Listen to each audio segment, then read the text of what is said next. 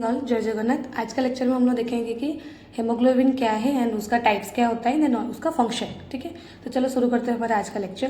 तो पहला देखो कि हेमोग्लोबिन क्या होता है। सिंपल डेफिनेशन लिखा हुआ है कि haemoglobin is an iron containing conjugated protein. Haemoglobin एक प्रोटीन होता है जो प्रोटीन में क्या होता है ना, आयरन कंटेंट होकर रहता है। ठीक है, और वो कहाँ पे प्रेजेंट होता है? इनसाइड तो आरबीसी, मतलब आरबीसी का जो हमारा RBC circular biconcave disc like shape था ना, तो उसका जो डबल लेयर्स था वो तुम्हारा जो थिक लेयर जो एजेस कंटेंट था हेमोग्लोबिन, तो हेमोग्लोबिन हमारा होता कहाँ पे रहता है? Inside the RBC.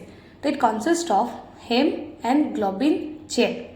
हेमोग्लोबिन के अंदर क्या रहता है? एक हेम पार्ट रहता है और एक तुम्हारा globin chain.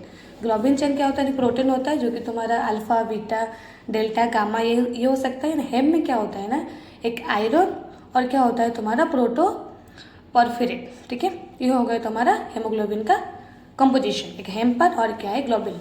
Then primary function, haemoglobin का प्राइमरी फंक्शन क्या होता है? पहला फंक्शन देखो, transport of oxygen from lungs to tissues. मतलब लंग्स से जो ऑक्सीजन होता है वो टिश्यूज के पास कौन लेके जाता है? आरबीसी। आरबीसी के अंदर कौन है? ऑक्सीजन, तुम्हारा हेमोग्लोबिन, जो कि हेमोग्लोबिन के पास क्या होता है ना, ऑक्सीजन कैरी करने का कैपेसिटी होता है। इसलिए आरबीसी क्या करता है ना, तुम्हारा ऑक्सीजन को ट्रांसपोर्ट करता है। दूसरा फंक्शन क्या है देखो, transport of carbon dioxide from tissue to lungs. मतलब वही जो तुम्हारा लंग्स से ऑक्सीजन लेके जा रहे हैं टिश्यूज के पास, फिर टिश्यूज के पास जो मेटाबॉलिज्म होने के बाद जो वेस्ट आता है, जो कार्बन डाइऑक्साइड आता है, उसको भी फिर से वो रिटर्न लेके आता है। तो ब्लड का और तुम्हारे हेमोग्लोबिन का काम क्या है? जो रेस्पिरेटरी गैसेस को ट्रांसपोर्टेशन करना। उसके साथ और क्या फंक्शन है? Act as a buffer to maintain the blood pH. Blood pH को भी कौन मेंटेन करने के लिए करता है? तुम्हारा हेमोग्लोबिन। ठीक है, तुम्हारी इंट्रोडक्शन पार्ट हो गया। नेक्स्ट देखो, स्ट्रक्चर्स ऑफ हेमोग्लोबिन। तो हेमोग्लोबिन का स्ट्रक्चर्स क्या होता है? It is a tetramer. Tetra means 4। तो 4 ग्लोबुलिन चेन होता है, उसके साथ ईच चेन कंटेन 1 हेम पार्ट, 1 आयरन।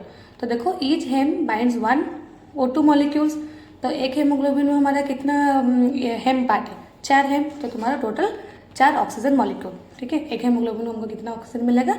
4 ऑक्सीजन। तो एडल्ट हेमोग्लोबिन कंटेंट्स, जो हमारा जो हेमोग्लोबिन होता है उनका स्ट्रक्चर्स है, उसका कंपोजिशन क्या है? तुम्हारा एक आयरन होगा और क्या होगा? ग्लोबुलिन चेन होगा, जो तुम्हारा प्रोटीन पार्ट ऑफ प्रोटीन। तो जो ग्लोबुलिन चेन होगा तुम्हारा एक अल्फा चेन रहेगा, उसके साथ आइदर तुम्हारा बीटा हो सकता है, नहीं तो तुम्हारा डेल्टा हो सकता है। ठीक है, टेट्रामर्स मीन्स 4 पॉलीपेप्टाइड चेन। तो अभी देखो हेमोग्लोबिन, पहला हेमोग्लोबिन ए, जो कि तुम्हारा ये होगा टाइप्स। ठीक है, पहला हेमोग्लोबिन क्या है? हेमोग्लोबिन ए और HbA। तो उसका कंपोजिशन क्या होता है? 2 अल्फा एंड 2 बीटा, क्योंकि हमेशा हेमोग्लोबिन का कंपोजिशन क्या होता है? 4 पॉलीपेप्टाइड चेन। तो यहाँ पे 2 अल्फा चेन है, 2 बीटा चेन है। डायग्राम में अच्छे से देखो। देन परसेंटेज इन एडल्ट, याद रखो HbA, A फॉर एडल्ट। तो एडल्ट का जो ब्लड के अंदर कौन सी हेमोग्लोबिन होता है? हेमोग्लोबिन ए, HbA, जो उसका परसेंटेज कितना होता है? 95 to 98%। ठीक है, तो इसको हम लोग क्या बोलते हैं? HbA1। और एक हमारे पास क्या है? HbA2 है। तो HbA1 का परसेंटेज कितना होता है? 95 to 98%। उसका फंक्शन क्या है देखो, main adult haemoglobin carry oxygen from lungs to tissues, return CO2 from tissues to lungs. ठीक है, ये हो गया हमारा एडल्ट का हेमोग्लोबिन A1। देन तुम्हारा हेमोग्लोबिन A2, ये भी हमारा एडल्ट का, A फॉर एडल्ट। उसका कंपोजिशन देखो, अल्फा 2 एंड तुम्हारा डेल्टा 2। परसेंटेज कितना होता है? Only 2 to 3%। A1 तुम्हारा कितना हुआ? 98%। बाकी तुम्हारे रिमेनिंग जो 2 to 3% है वो तुम्हारा HbA2, दोनों मिलकर 100% हो जाएगा। उसका फंक्शन देखो, माइनर एडल्ट हेमोग्लोबिन, वो तुम्हारा मेजर, क्योंकि वो 98% था, ये तुम्हारा माइनर। देन उसका फंक्शन क्या है देखो, हेल्प सपोर्ट ऑक्सीजन ट्रांसपोर्ट करता है HbA1, उसको सपोर्ट कौन करता है? HbA2। तो इंक्रीज लेवल तुम्हारा 3.5 से वो ज़्यादा हो जाएगा, तो क्या इंडिकेट होगा? Beta thalassaemia trait. Beta thalassaemia क्या होता है ना, एक टाइप ऑफ एनीमिया होता है। तो ये तुम्हारा जो भी लेवल होता है उसके वो ज़्यादा हो जाएगा, इंक्रीज हो जाएगा, तो क्या इंडिकेट होता है? Beta thalassaemia trait. थैलेसीमिया क्या होता है ना, एक 1 टाइप ऑफ एनीमिया होता है जिसमें जो तुम्हारा पॉलीपेप्टाइड चेन होता है ना, उसमें क्या होता है ना, बीटा चेन में कुछ डिफेक्ट आता है। तो उस टाइम क्या होता है ना, तो थैलेसीमिया होता है। तो थैलेसीमिया में क्या होता है ना, ब्लड प्रोडक्शन वो थोड़ा सा कम हो जाता है, मतलब अच्छे से प्रोडक्शन नहीं हो पाता है। ठीक है, ये तुम्हारा हो गया एडल्ट का haemoglobin A1 and haemoglobin A2। उसके बाद देखो हेमोग्लोबिन एफ और क्या है? Fetal haemoglobin. फीटल मतलब जो फीटस बेबी होता है। ठीक है, उनका कंपोजिशन क्या होता है?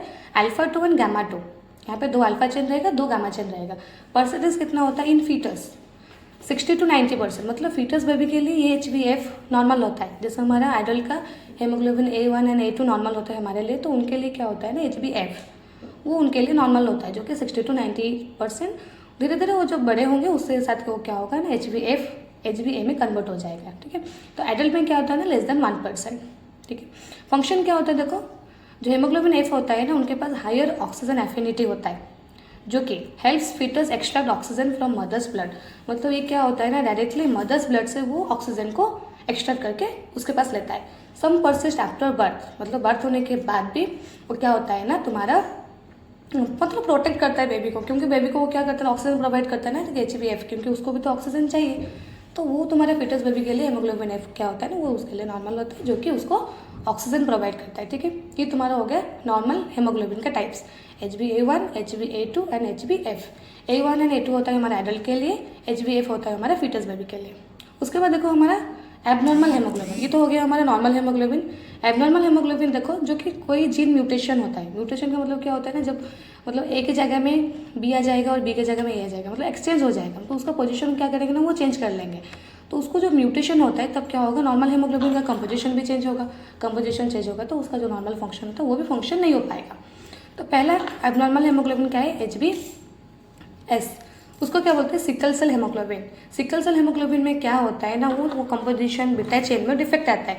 डिफेक्ट होने के बाद नॉर्मल हमारा जैसे कि आरबीसी क्या होता है ना सर्कुलर शेप, लेकिन सिकल सेल मतलब क्या होता है ना एक हाफ मून शेप लाइक होता है, हाफ मून शेप और तुम्हारा सिकल सेल। तो उसको वो होने की वजह से क्या होता है ना ब्लड में या बॉडी में ऑक्सीजन का डेफिशिएंसी होता है, क्योंकि तुम्हारा आरबीसी का मॉर्फोलॉजी चेंज होगा तो ऑब्वियसली तुम्हारा हेमोग्लोबिन भी चेंज होगा। तो हेमोग्लोबिन क्या करता है ना सफिशिएंट अमाउंट का ऑक्सीजन प्रोवाइड नहीं कर सकता, तो हाइपोक्सिया होता है। एंड तुम्हारा जो ब्लड का लेवल जो कम हो जाएगा उसकी वजह से क्या होता है ना एनीमिया, एंड उसको हम लोग बोलेंगे सिकल सेल एनीमिया, ठीक है। देखो abnormal haemoglobin causing sickling under low oxygen, क्योंकि हेमोग्लोबिन कम होगा तो ऑक्सीजन लेवल कम हो जाएगा, that leads to anaemia. And vaso occlusive crisis का मतलब क्या होता है ना ब्लड वेसल्स में फेल होता है, ठीक है। देन तुम्हारे हेमोग्लोबिन सी, तो हेमोग्लोबिन सी में क्या होगा देखो कॉजेज माइल्ड हेमोलिटिक एनीमिया। ये भी एक एबनॉर्मल होता है जो कि हेमोग्लोबिन का सॉल्युबिलिटी को रिड्यूस करता है, लेकिन वो बहुत कॉमन नहीं होता है, बहुत रेयर होता है। कॉमनली हमारा कौन सी हेमोग्लोबिन दिखाई देता है, हेमोग्लोबिन एस जो तुम्हारा सिकल सेल। हेमोग्लोबिन ई, ये भी एक हमारा एबनॉर्मल हेमोग्लोबिन होता है, वो तुम्हारा कॉमनली आता है साउथ वेस्ट एशिया एरिया में दिखाई देता है। एंड ये HbE ज़्यादा दिखाई देगा तो क्या होगा ना प्रोड्यूस माइल्ड एनीमिया इंटरएक्ट होता है बीटा थैलेसेमिया, ठीक है। तो नॉर्मल हेमोग्लोबिन हमारा हो गया HbA1 A2F, एंड एबनॉर्मल में हो गया तुम्हारा HbS C एंड E।